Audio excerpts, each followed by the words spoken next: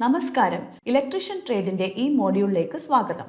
ഇന്നത്തെ സെഷനിൽ control ക്യാബിനറ്റിന്റെ design layout, ഒരു ഇൻഡക്ഷൻ മോട്ടറിന്റെ ലോക്കൽ, റിമോട്ട് കൺട്രോളിനായി കൺട്രോൾ ഘടകങ്ങൾ, വയറിംഗ് ആക്സസറികൾ എന്നിവ കൂട്ടിച്ചേർക്കുക എന്നിവയെക്കുറിച്ച് നമ്മൾ പഠിക്കും. ഈ സെഷന്റെ അവസാനത്തോടെ നിങ്ങൾക്ക് ലോക്കലും റിമോട്ട് കൺട്രോളിനുമായി കൺട്രോളും പവർ സർക്യൂട്ടും വരയ്ക്കുക, കൺട്രോൾ പാനലിൽ റിമോട്ട് കൺട്രോളിന്റെ വയറിംഗ് ആക്സസറീസിനുള്ള ലേഔട്ട് അടയാളപ്പെടുത്തുക, ആക്സസറികൾ ശരിയാക്കാൻ ഡ്രിൽ ചെയ്ത് ടാപ്പ് ചെയ്യുക, DIN റെയിലും അനുബന്ധ ഉപകരണങ്ങളും മൗണ്ട് ചെയ്യുക, ആക്സസറികൾ വയർ ചെയ്യുക, റൂട്ടിംഗ്, ബഞ്ചിങ്, ടൈയിങ് എന്നിവയിലൂടെ വയറിംഗ് ക്രമീകരിക്കുക എന്നിവ സാധ്യമാകുന്നു. ഇൻഡക്ഷൻ മോട്ടറിന്റെ ലോക്കലും റിമോട്ട് കൺട്രോളിന്റെയും നിയന്ത്രണത്തിനായി കൺട്രോൾ പാനൽ പരിശോധിക്കുക.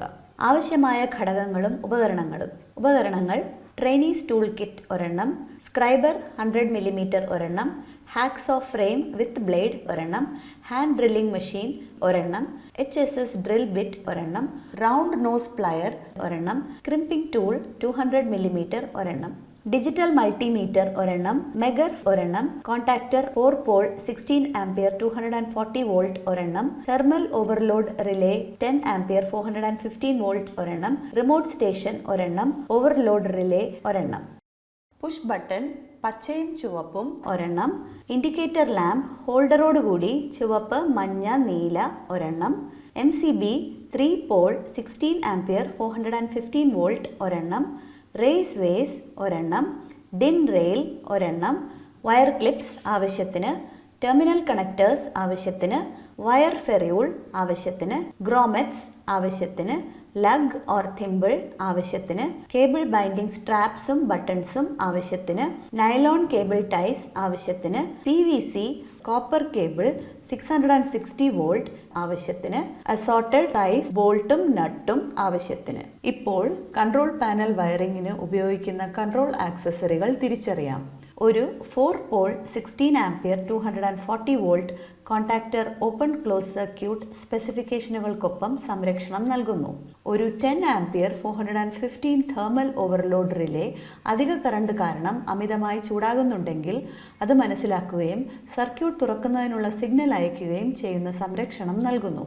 ഒരു 15 ampere 415 volt overload relay overloading ഉണ്ടെങ്കിൽ അത് മനസ്സിലാക്കുകയും സർക്യൂട്ട് തുറക്കുന്നതിനുള്ള സിഗ്നൽ അയക്കുകയും ചെയ്യുന്ന സംരക്ഷണം നൽകുന്നു.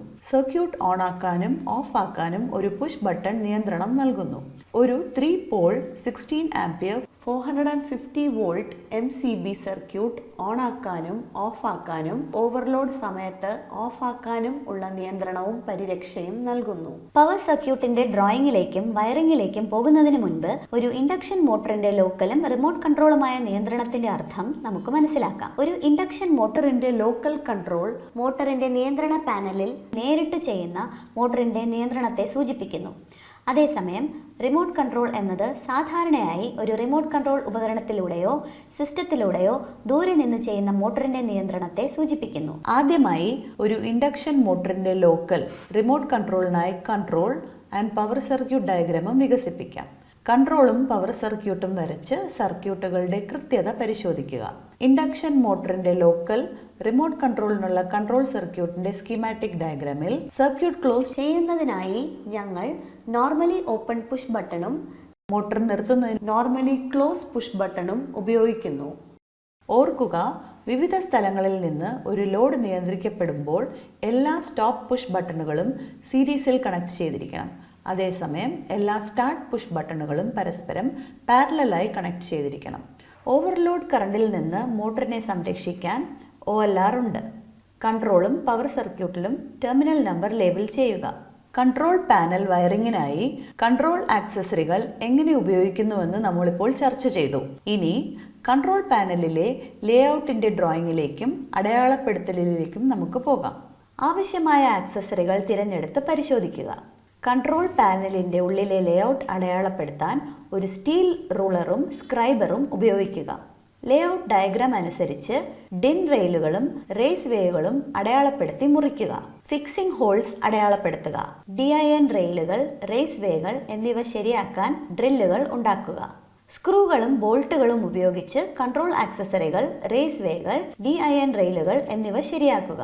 അവസാനമായി മാർക്കിങ്ങുകൾ അനുസരിച്ച് indicator lamp, push button, wire ക്ലിപ്പുകൾ എന്നിവയ്ക്കായി പാനലിൽ അടയാളപ്പെടുത്തി ഡ്രില്ലുകൾ ഉപയോഗിച്ച് ഹോളുകൾ ഇടുക.